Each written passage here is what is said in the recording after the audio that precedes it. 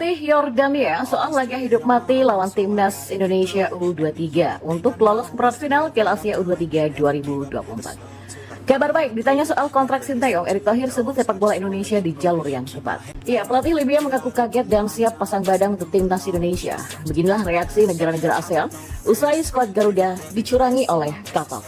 Berikut kami akan coba merangkum berita terbaru dan terhangat seputar timnas Indonesia. Ya, timnas U23 Indonesia dan Yordania masih memiliki peluang untuk lolos ke perempat final Piala Asia U23 2024. Kedua tim akan berduel dalam laga hidup mati sebagai penentu kelolosan ke perempat final di Stadion Abdullah bin Khalifa Doha, Qatar pada 21 April pukul 22.30 waktu Indonesia Barat.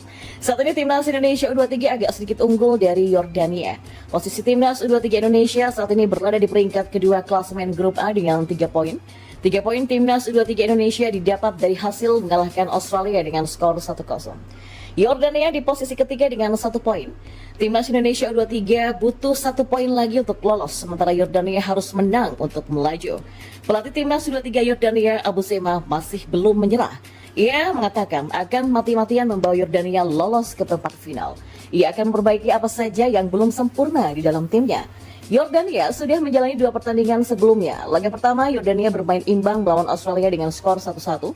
Selanjutnya mereka kalah 1-2 dari tuan rumah Qatar. Sementara Garuda Muda wajib punya semangat menang untuk menghadapi Yordania. Ya, Ketua Badan Timnas Sumarji meminta skuad Timnas Indonesia U23 mempunyai optimisme tinggi untuk menghadapi Yordania. Garuda Muda harus memiliki semangat menang, bukan semangat imbang dan juga seri. Di sisi lain, Sumarji juga mengingatkan Garuda Muda untuk tidak meremehkan Yordania. Mereka harus bisa mengukur kekuatan calon dari lawan. Timnas U23 Indonesia diprediksi bisa tampil komplit dengan semua pemain Eropa saat menghadapi Yordania di partai terakhir penyisihan grup. Dan jelang laga ini, Timnas Indonesia sedang berada dalam kondisi on fire usai meraih 3 poin penuh di penyisihan grup dengan mengalahkan Australia dengan skor tipis 1-0. Dan untuk memastikan tiket ke perempat final, Indonesia diwajibkan bisa menang atau minimal imbang atas Yordania di laga terakhir nanti. Jelang pertandingan tersebut, timnas mendapatkan suntikan tenaga karena semua pemain yang bermain di kompetisi Eropa dipastikan bisa tampil. Tercatat 5 pemain dari Liga Eropa yang dimainkan pelatih Sinteyong sebagai starter saat menghadapi Yordania nanti. Maka dengan komposisi yang ada, timnas kemungkinan bakal menggunakan skema 3-4-3 seperti saat mengalahkan Australia pada Kamis lalu. Di posisi paling belakang alias penjaga gawang ada Hernando Ari yang tampil gemilang dengan sejumlah penyelamatan penting dan dipastikan bakal menjadi pilihan utama Sinteyong. Ya, Erick Thohir selaku Ketua Umum PSSI kembali mendapatkan pertanyaan mengenai masa depan pelatih Sinteyong di Timnas Indonesia karena kontrak juru taktik asal Korea Selatan itu akan selesai pada Juni 2024 nanti.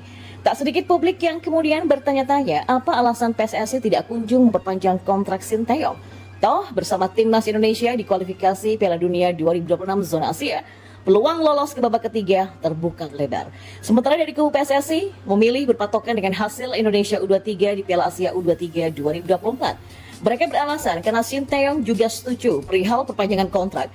Ada yang dilandasi dengan target lolos ke babak 8 besar. Erick menegaskan PSSI akan tetap berada di wilayah profesionalisme. Mereka tetap akan mengevaluasi kinerja Sinteyong secara keseluruhan. Mereka tentunya akan menilai kerja sang juru taktik secara objektif. Sinteyong menjadi pelatih Timnas Indonesia ketika PSSI masih dipimpin oleh Muhammad Iryawan. Sebagai pengganti, Erick menegaskan ingin program yang ada berkesinambungan. Dia mengambil contoh Sinteyong yang kini mampu membentuk tim kuat karena memang kerja sejak tahun 2019. Menurut Erick, ini yang menjadi pertanda jika sepak bola Indonesia sudah ada di jalur yang tepat. Ya, beberapa prestasi bagus bisa dicapai, salah satunya adalah juara SEA Games 2023. Itu adalah ajang yang sudah lama tidak dimenangkan oleh Indonesia.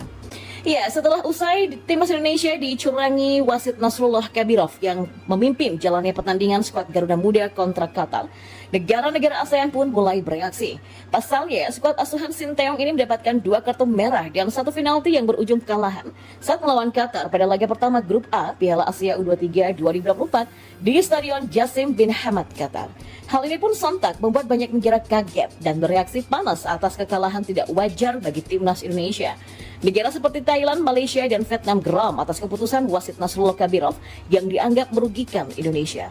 Media lokal Thailand pun bahkan ikut menyoroti kartu merah yang diterima oleh Ivar Jenner. Diberitakan oleh All Things Thai Football, dianggap hanya melakukan pelanggaran kecil. Bahkan kalau dilihat secara jelas, Ivar Jenner tidak melakukan pelanggaran. Namun sayangnya, wasit Nasrullah Kabirov menganggapnya lain. Ia kemudian memberikan kartu kuning kedua hingga gelandang timnas Indonesia U23 itu harus keluar dari lapangan. Tak ketinggalan, media asal Vietnam juga menyoroti kinerja Kabirov dan rekan-rekannya. Detail 247 menuliskan bahwa kartu kuning kedua untuk Ivar merupakan keputusan yang sangat kontroversial. Ivar Jenner terlihat berusaha menarik kembali kakinya atau menghindari benturan keras, namun ujung sepatunya memang masih menyentuh lutut pemain tim lawan. Lain hal dengan Malaysia, keputusan kontroversial wasit di laga ini juga turut disorot oleh akun sepak bola Malaysia, yaitu OneFootball. Dalam postingannya, OneFootball menyindir Qatar sambil memberikan emoji kantong uang dolar Amerika Serikat. OneFootball juga mengatakan bahwa permainan Qatar U23 sebenarnya biasa-biasa saja dalam laga kali ini, akan tetapi ditunjang dengan diving yang bagus. Bahkan mereka juga memuji penampilan salah satu pemain keturunan timnas Indonesia U23 yaitu Nathan Choaon yang berhasil tampil cukup gemilang. Hal serupa juga datang dari pelatih asal Libya yang bernama Milutin Sredojovic yang angkat bicara soal pertandingan timnas Indonesia kontra Libya pada laga uji coba Piala Asia 2023. Pelatih Libya kala itu menyoroti permainan skuad Garuda di bawah asuhan Sinteyong. Meski kalah dalam laga kualifikasi uji coba Piala Asia 2023 kedua, pelatih Libya yang akrab disapa dengan Miko tersebut menilai bahwa timnas Indonesia tampil sangat baik di laga pertama, khususnya saat Justin Hubner ikut bermain.